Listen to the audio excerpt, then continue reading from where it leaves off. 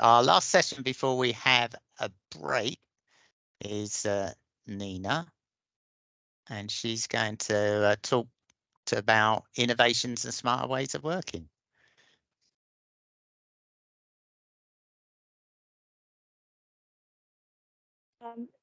Is it okay if I just share a presentation to kind of outline, Daryl? Absolutely. Yes. Yep. Okay. Yep. You have the floor. You can do what you like for the next 10 minutes or 15 or whatever it is. Thank 20.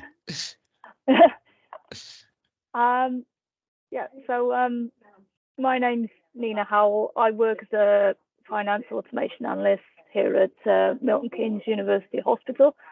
I've been working here since January, and my background is in, well, mainly before the NHS, logistics and supply chain, and I've been working in continuous improvement since 2008 to senior leadership level. So I've had an innovation published in the Innovation Library recently.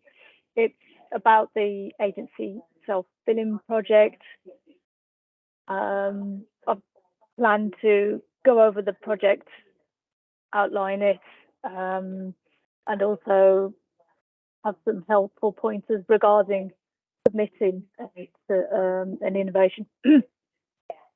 So in order to submit the project, it had to be redacted. Names and the actual name of the workplace had to be removed. So it involved finance, HR, and IT.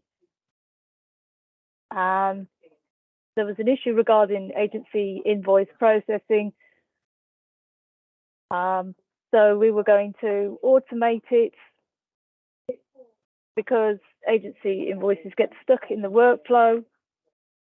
At any one time, these can amass 500 to 800, particularly during the winter. The rationale, invoices not paid within 30 days or within the SLA are at risk of failing the Better Payment Practice Code, and 95% of these invoices must be paid on time. Otherwise, we get fined and get interest and penalty charges. But just to outline, for the last financial year, 89% were paid on time and 23 million were outstanding in terms of invoices for agency nurses chiefly. At the moment, the process is like this. It's very manual. It involves forwarding invoices between various factions and coding them and then forwarding them back to, there's lots of toing and froing basically. And because the scanned images of varying quality, the rejection rate is rather high, about 25 to 30%. So not only is it manual, it often involves a lot of repetition for a particular invoice if it's not sent the right way and it goes back in the system.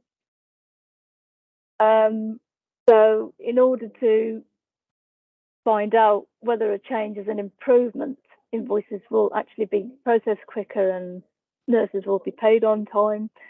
There will be less invoices in the workflow. They won't fail the BPPC.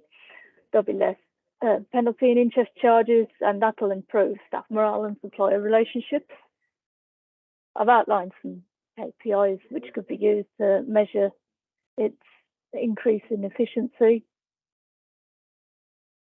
And the future situation is these shifts are approved en masse by ward managers, and finance don't do any of this anymore. It's back to HR. So there you go. Self-billing app will improve everything. Testing the change ideas, it was an iterative process, and it's useful to put diagrams in to elucidate the idea filtering process, such as fishbone, Ishikawa diagrams, stakeholder maps.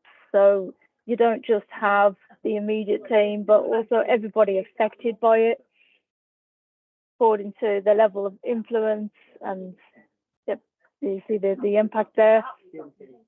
So there was a summary and next steps. So I gave process maps. You could also use driver diagrams. Self-billing app was developed. There was initial testing. This worked, but we're still getting it approved.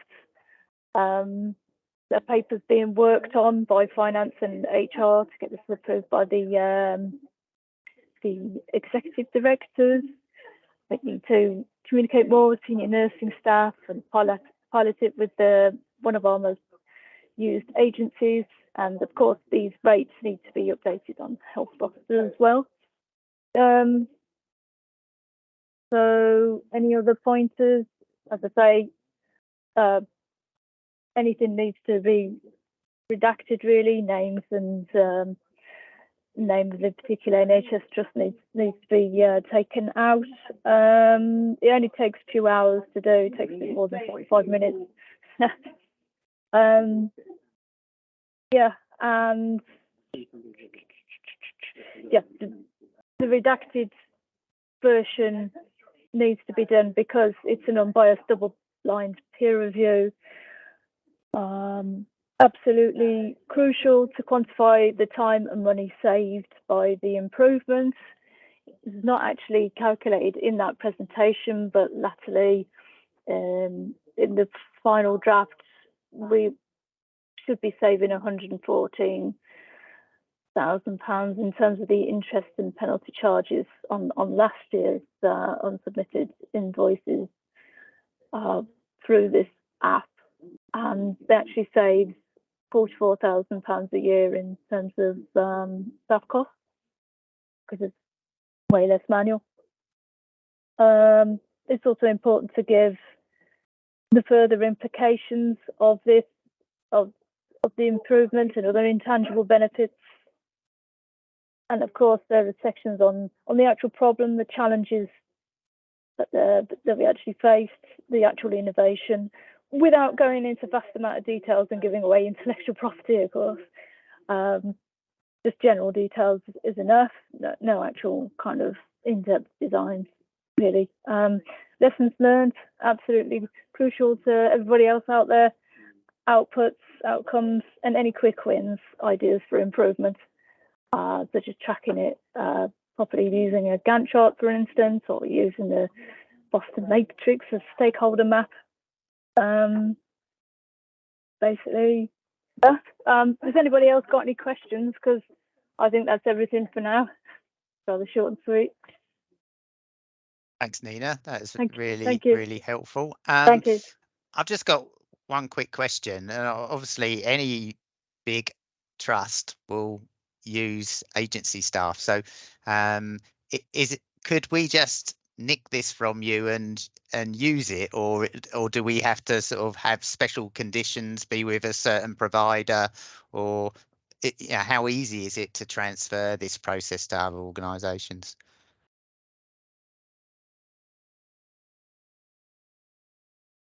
I don't think this is a question I can actually answer. That's all right. I haven't actually been involved in lodging intellectual property, but this is an idea that can actually be sold. If Karen could help me out.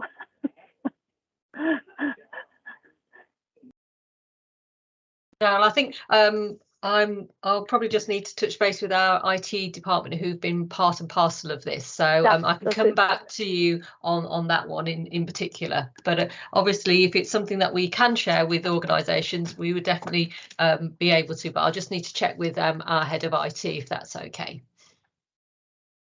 Absolutely. Jane, I know you had your hand up.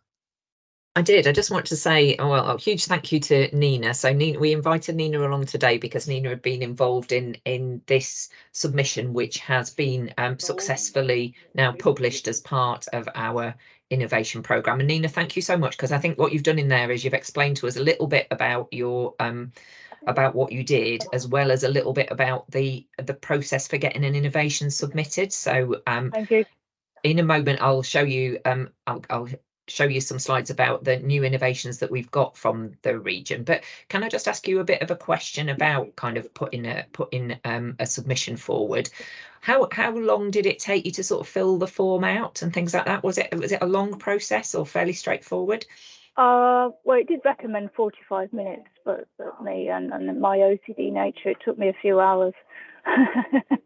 Because I wanted to make sure I had all my ducks in a row as regards all the benefits, and so I was kind of maximising what it would actually bring to the table. Brilliant, yeah. Thank you. Thank you. And there's, sorry, go on. Oh, that's okay. And if anybody's got any business cases or presentations around the project in general, of course it would be of benefit. Brilliant. There's a question from Caroline in the chat, which says that obviously you've put your submission, and you might not know the answer to this, but Caroline's asking, do you have to update your submission once it's complete and being used? Is there any kind of expectation on you to keep it up to date, or do you just kind of send it off and it stays there? Don't worry if you don't know the answer to that, because I don't know the answer either. That's the question I'd like to ask as well, because those that are interested in finding out about the innovation, of course, want to know how it's gone. So yeah, I would like to know whether or not we could actually update it to its an actual kind of timeline of incidents and actual benefits, not just potential. Brilliant. We'll kind of feed that up to the Innovation Forum, because if people may get in touch with you about to find out more, because there'll be contact for each innovation. There's contact details, so yes. You can obviously, if someone gets in touch with you, you can obviously tell them exactly how it's gone, etc. But it would be great if for some of the innovations that kind of feedback loop was there. Yeah, that's brilliant. Henrietta, you'd got a question as well. Do you mind just asking that one? See if anyone knows. So actually it's an offer, because NHS England has implemented self-billing a few years ago for agency invoices. I wasn't actually involved in the process itself. The regions are on the receiving end of it, and everything works much better and much quicker. So if anybody is interested in finding out how an HSE did it, I can find a contact and get them and put them in touch. Obviously our billing is NHS England's billing, it's much simpler because we don't have nurses, it's mainly administrative staff. Yep. But it might be worth it.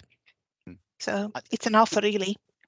So Henrietta, A, I do think it's worth it, and B, why haven't they listed it as an innovation already, leading the way?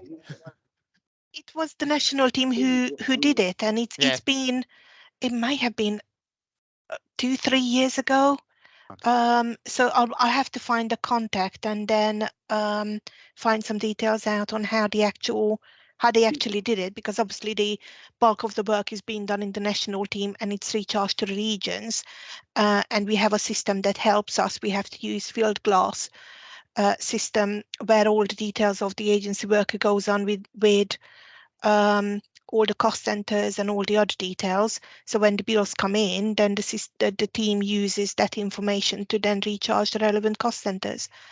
So I don't know all the ins and outs. As I say, we're on the receiving end of it, which works fantastically. But I'll find out who was involved and how it was done, and I can share it. Thank you, Henrietta. And just coming back to innovation submissions, it can take 45 minutes. It really just depends on the amount of detail that you want to contribute, how well you know the innovation, or whether you're working with somebody else to bring it to life together. But if you know it inside out and back to front, it can just take 45 minutes, as said. Right, so we've reached the time where we were going to take a screen break. Oh, sorry, Darryl. I was just going to talk about innovations more generally. Is that okay? I'll only be 5 minutes. Yeah. I've got the innovations website up, and I was going to show that for a minute or two. You go first, and we'll see how much time. I'll be really quick, and then we can definitely have a screen break, because lovely Sonia was going to come and talk about how on earth you do this, but unfortunately she forgot that she was on annual leave, so she's given me a few quick pointers. But absolutely, it is all on the One NHS Finance website, which Darryl will quite happily show you. But I've been keeping a bit of a log. Everyone knows I'm obsessed with the league tables, and I've been keeping a bit of a log of how are we doing in the east of England. And cohort 6, so the Innovation Forum works in cohorts. So so Nina and colleagues from Milton Keynes have been hard at it, and as part of cohort 6, they submitted a couple of, in fact, I think they might have submitted 3, but 2 of them were successful and have been peer reviewed and have appeared on as part of the Innovation Forum library. And what I'm showing you on the screen is the current state of play for East of England. Prior to cohort 6, we had 6. Although one of them is from Arden and Gem CSU, but I'll say that very quietly. We're claiming them, and we had 6 from our region there in the dark blue at the bottom. And in this cohort, we actually got 4. So particularly well done to Milton Keynes for getting 2 of our regional 4 on there, and also well done to ESNEFT, who have got a new innovation around staff survey, information cascade, and to Cambridge University Hospitals, who've done something that sounds so much more technical than I can even say the words for, but automatic reconciliations and reports with VBA. If anyone understands that, then please give me a little. Yeah, it looks like Nina does. She'll educate me after the event, but I know that that's something that saved lots of time at CUH, so it's definitely something worth having a look at. So we now have a range of different things across the east of England, but we can still do more. As I've been saying when I've been going around to people's team meetings this week, I know that we're doing lots and lots of great stuff. And innovations are not just about being the most leading edge person in the country. Even I know we've probably got some of those anyway in East of England, but actually it's just about sharing things that will save people some time.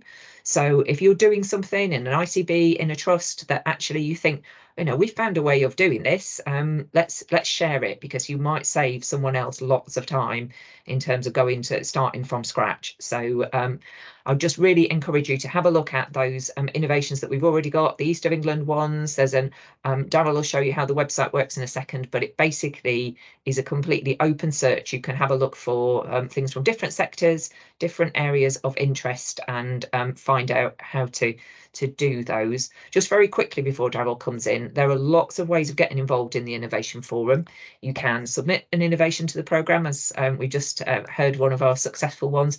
You can also sign up to be a peer reviewer. So I did that this time, and I'm not very technical, as you will have seen, but you basically get a really good opportunity to have a nosy around in everyone's innovations, and you basically do a quick review alongside other reviewers to say whether or not you think they're ready to go or need a bit more work, etc. So again, if you're a bit nosy like me, it's an absolutely fantastic thing to do. It's all online, and you can do it whenever you've got a few minutes to have a look at that. There's also now a new thing called the Finance Efficiency Exchange. So we've got the Innovation Forum, which is about peer-reviewed ideas, but there's a kind of separate one, which is a portal for sharing ideas for SIPs and efficiencies. So, I know that everyone is really struggling at the moment in terms of getting the books to balance, and there's lots of unidentified CIPs. So do have a look at the ideas that are already on there. And if you've got an idea, please share it, because it will almost certainly be useful for someone else across the NHS if it's something that you've done really well in your trust. You can also register if you're interested in just research and development in general and automation. And something that we spoke about last time when we met was the Software Skills Network. So lots and lots of training resources from absolute dinosaurs like me right up to really technically skilled people. There's something in the Software Skills Network for you, which will help you to work out how to use the software that we are using all the time now in NHS Finance. And finally, the new initiative from the Innovation Forum is EVO, Engagement, Value and Outcome, which is a programme that's kind of developed over a number of years from One NHS Finance to bring together finance with clinical staff to work on a really big project through testing. It's an absolutely fascinating thing. We had a presentation on this at the finance directors meeting a couple of weeks ago, and it's really something worth looking at if you want to do a transformation in your organisation and you know that it needs more than finance to drive that. I would definitely recommend having a look at Evo as just a way of approaching that. So Darryl, I'll stop there.